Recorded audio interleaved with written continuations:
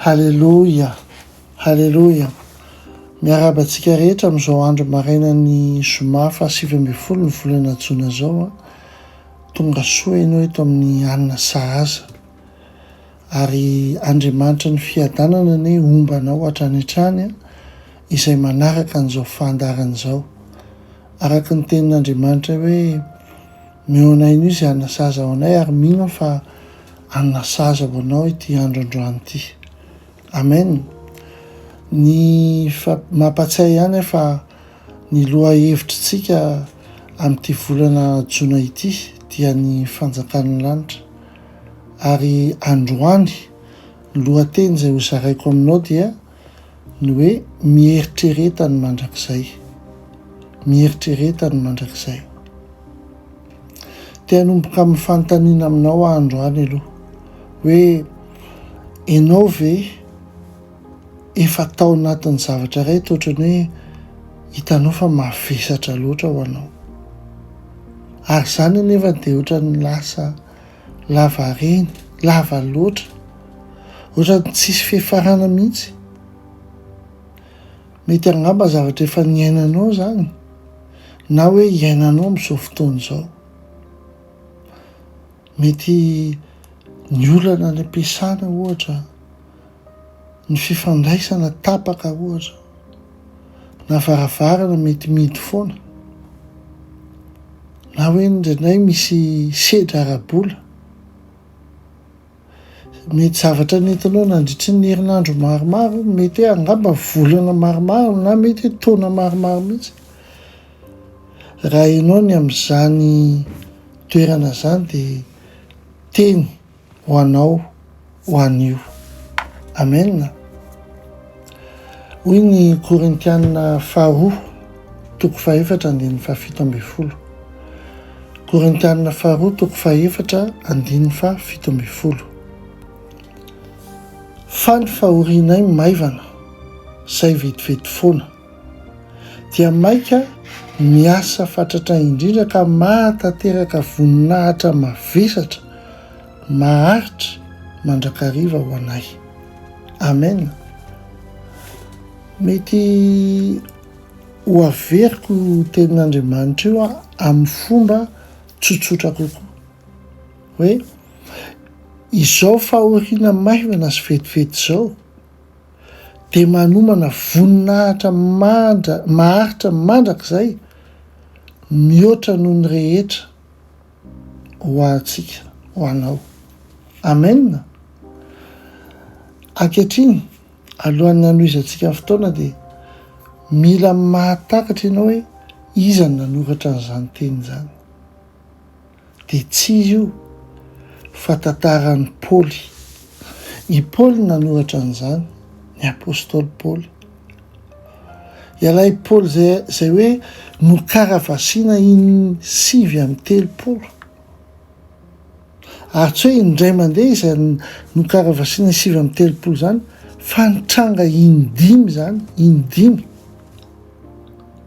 Ilay Paoly izay vaky sambo 3, ilay natsipy tao am-ponja, ilay notraha-mbato tao Listra, ilay notaritariana tamin'ny tany ivelan'ny tanàna na avela ho faty teo, hoe avela hoe verina ho faty teo.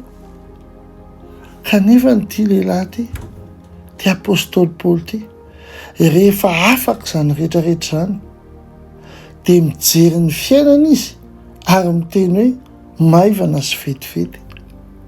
Eritreretana izany teny zay izao fahoriana izao dia maivana sy vetivety, fa manomana voninahitra maharitra mandrakizay mihoatra noho ny rehetra ho anay.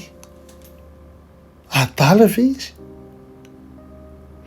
Modimody hoe le fanaintanana ve tsy dia tena izy? Tsia.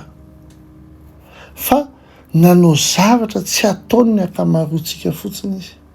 Inona ary nataony? Nanao fampitahana izy. Napetrany teo amin'ny lafiny iray teo amin'ny mizana ny fijaliany. Ary teo amin'ny lafiny iray hafa dia nametraka amin'ny mandrakizay izy. Ary rehefa nahita izay niandry teo amin'ny mandrakizay izy, na dia tsy nanjavina azy io fijaliana ny seho io, dia nahita ny ho avina izy, nahita ny voninahitra lehibe ho avy izy. Izany ny ateraky ny fisainana izay mieritreritra ny mandrakizay. Amen. Tsy milaza mihitsy hoe tsy tena izy ny fanaintanana, fa milaza zany fa ny tantara manontolo dia tsy fanaintainana. Amen. Chapitrana boky tsy hoe satria ao aminatin'ny chapitre iray misy olana dia ny boky iray manontolo isy olana foana. Tsia, fa ny tantara any am-parany no mamaritra ny tantara rehetrarehetra, ny conclusion mamaritra ny tantara rehetra. Alleloia. Avelao anao ohatra anankiray ihany koa, mety tena izy, mety hoe misy olona very asa, dia izany ny mahakasika ny zavatra rehetra zany, ny vola, ny fatok-tena, ny fahatsapana hoe iza ilay olona, tena izy zany. Saingy izao ny fisainana mandrakizay dia mametraka fanontaniana hafa, tsy mijanona amin'ilay hoe mafy ary mangerifiry ny zavatra misy, fa manana fanontaniana hoe roviana no hifarany ity. Zay fa mihoatra an'izay hoe inona no hatsangan'Andriamanitra atao anatiko amin'ny alalan'izany, na hoe inona ny zavatra azoko ianarana amin'ny alalan'izany zava-misy zany. Milaza n'izany tsara ny Romanina 5 hoe ny fijaliana dia miteraka faharetana, ny faharetana dia miteraka toetra, ary ny toetra dia miteraka fanantenana ny amin'ny ho avy. Amen. Rehefa ao amin'ny fanjakan'ny lanitra ianao tsy misy zavatra verimaina zany, tsy ny vanim-potoana sarotra, tsy ny varavarana mihidy, tsy ny toe-javatra marary izay mety nofidianao, tsy izay. Halleloia. Omeko ohatra iray ianao dia oka ianao hahatakatra n'ity ohatra ity.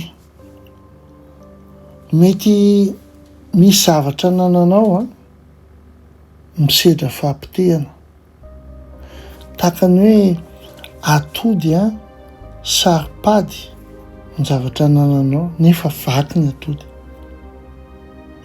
Mety takona ihany koa ny zavatra rehetra izay ataonao, tahaka ny misy an'ireny zavatra fotsy manaka an'ireny, tahaka ny fotsy tahaka ny lafarinina, zavatra andraindrainao. Mety misy ny mamy nefa ny tsy hainao izay fomba iainanao anatin'izany mamy zany. Dia izao no teneniko anao, izay rehetrarehetra izay mila mandalo ho afo, mila mandalo ao anaty laforo. Tsy kisendrasendra ny hafanana eo amin'ny fiainana. Dia hitanao raha ohatra ka ny atody ny lafarinina sy ny siramamy no mandalo afo, dia lasa gâteau tsara iny hohanina rehefa avy eo. Amen. Ka indraindray raha misy misedra fahampitehana ianao na hoe takona zavatra ataonao, kanefa ny mbola fantatra hoe misy maminy ihany tokony anjaranao, dia mila mandalo afo izany zavatra izany. Dia ho lasa gâteau tsara azo hohanina rapitso. Ianao zany tsy mijery an'ilay atody na lafarinina na siramamy fotsiny, fa mijery an'ilay gâteau tsara hivoaka eo ianao. Izay no mahatonga anao hoe mila mahay mijery ny mandrakizay ianao. Halleloia. Misy zavatra iray fotsiny mba tiako ataonao androany. Dingana, tsotra.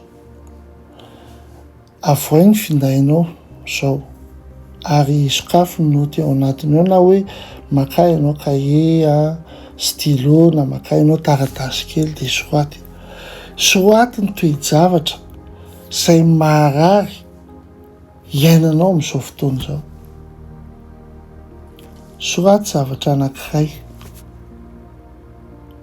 Ary eo ambanin'izay soaty ity fehezanteny ity hoe vetivety ihany ity zavatra ity. Inona no natsangan'Andriamanitra ato anatiko amin'izao fotoana izao.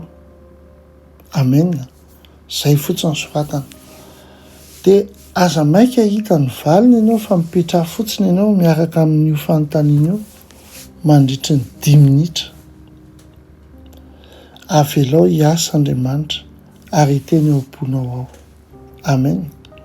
Tsy tara izany Andriamanitra mamaly ianao fa azo mivaliana sao teny izao ianao. Alleloia. Andeontsika hiara hivavaka.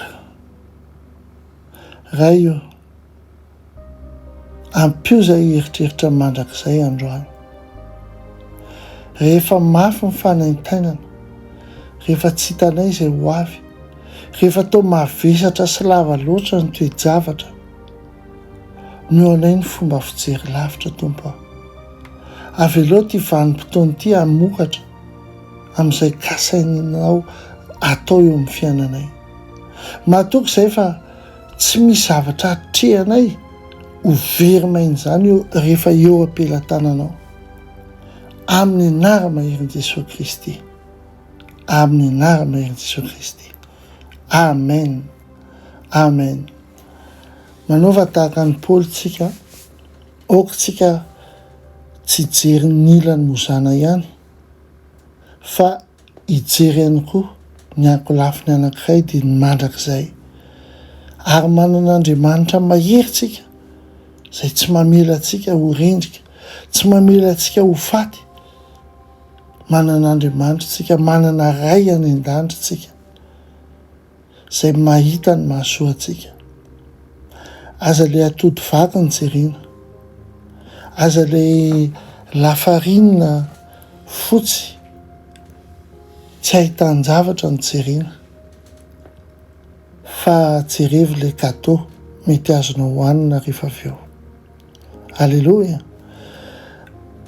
Eny ary fa dia raha ianao zany, raha nahakasika anao zany teny zany, dia zarao amin'ny namanao hafa ary teniny mihitsy ny tenanao hoe sao fahoriana vetivety zao dia ho voninahitra mihezinezina rahampitso.